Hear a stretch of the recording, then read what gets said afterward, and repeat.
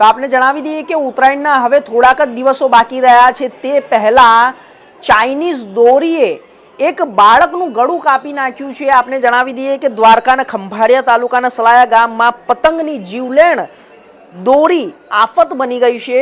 એક નિર્દોષ બાળક પતંગની પ્રતિબંધિત ચાઇનીઝ દોરીની ઝપેટમાં આવી ગયો છે।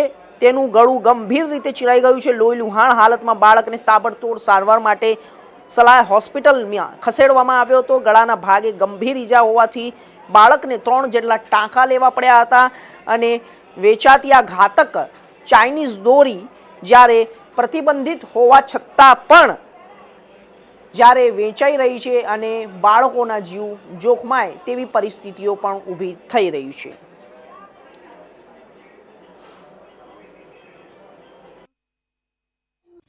અમે સલાયાના રહેવાસી છીએ અને આપણે હાજી ચોકમાં મારા ભાણેજ રમતો હતો અને ચાઇનાની દોર ગળામાં આવતા અને તાત્કાલિક ધોરણસર અમે સરકારી હોસ્પિટલમાં લઈ ગયા અને લોહી લુહાણ થઈ ગયો હતો અને પછી એને 3 ટાંકા આવ્યા છે।